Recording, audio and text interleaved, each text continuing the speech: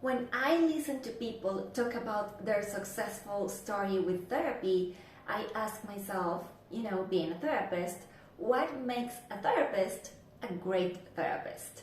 So this video is an attempt to answer those questions from my point of view, both as a patient or a client and as a therapist. To start, I want to introduce how I understand therapy, psychotherapy particularly. Psychology has imported the medical model from medicine, but I don't think it's very appropriate for mental health, and here's why. The medical model in general is that idea that you go to see a professional and they have the knowledge to fix your problem. So you are a patient, you simply await their instructions and you follow the recommendations, or you take the medicines or go through surgery and you expect healing or health as a result from that process.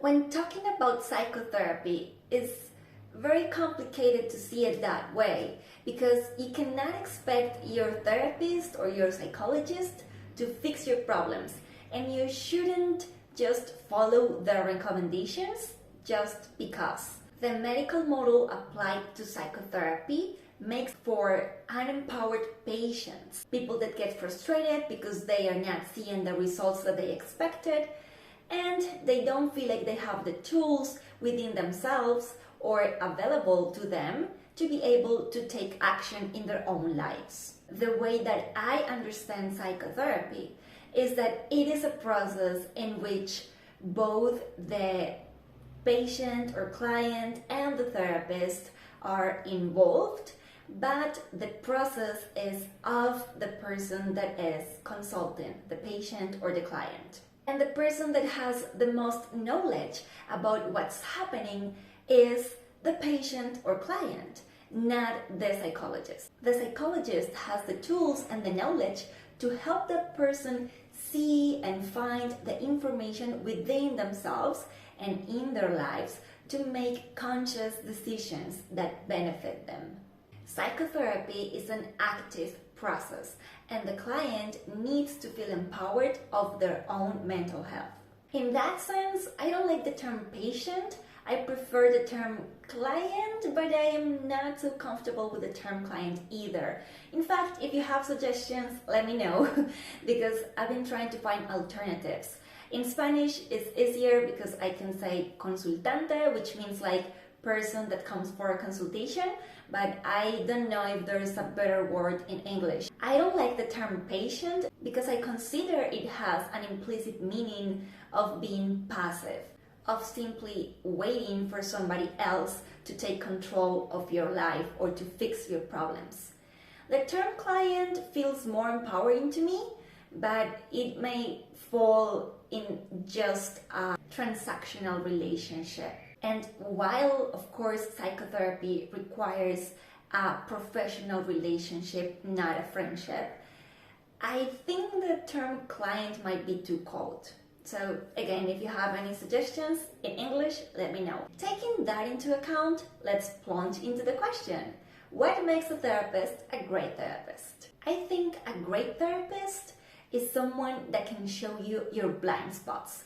We all have them. We are not able to see our own patterns, either emotional or behavioral. We are not so keen to identify our core beliefs, our limiting beliefs. But sometimes we are very clever when we are analyzing someone else's behavior or feelings or relationships, right?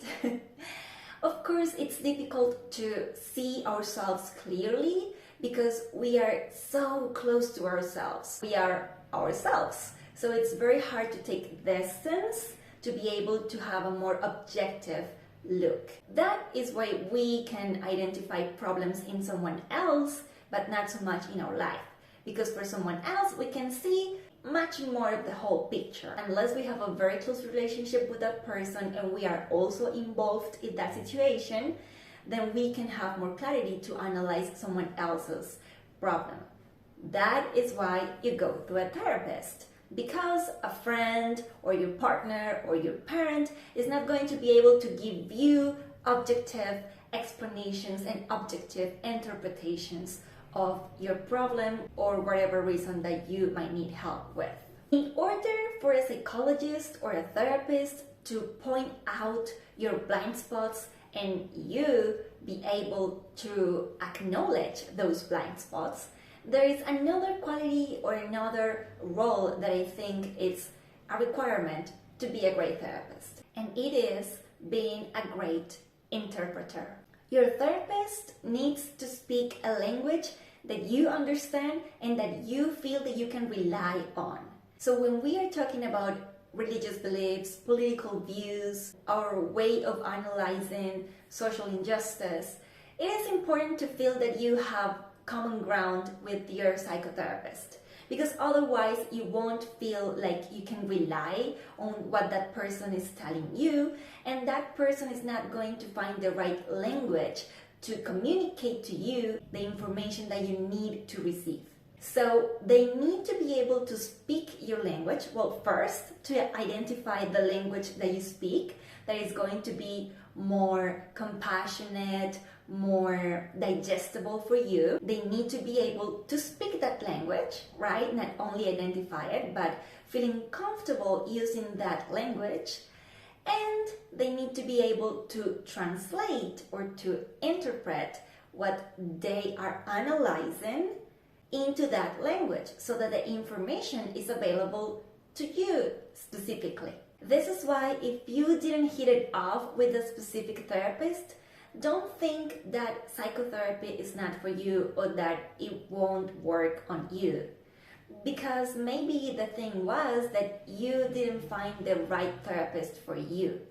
And yes, I know it's kind of annoying, and especially in some countries, mental health is not very accessible, but sometimes you need to vet different therapists in order to find the right one for you.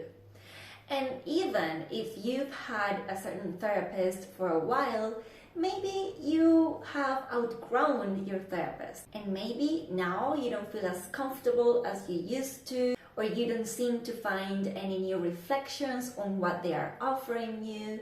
So maybe it's time to find another therapist. That doesn't mean that the therapist is not good or is not qualified or is unprofessional in some way.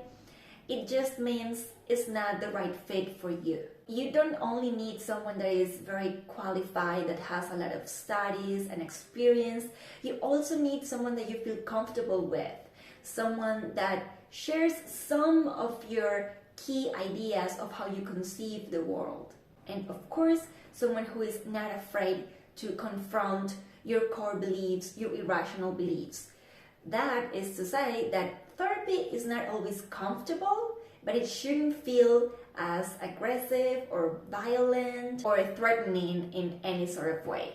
And if you feel like that, again, maybe you need to find another therapist. I hope this is helpful, especially if you want to start receiving therapy, or if you're wondering why the psychotherapy processes that you have started have not succeeded, or if you yourself are a therapist and want to understand how you can level up your game. Let me know what you think. Share with me your stories about getting psychotherapy, about seeing different therapists. What do you find relevant when choosing a therapist and sticking to a psychotherapy process? Talk to you next time. Bye bye. Gosh, as a Latina and saying a lot of today, that was a challenge. That doesn't mean that the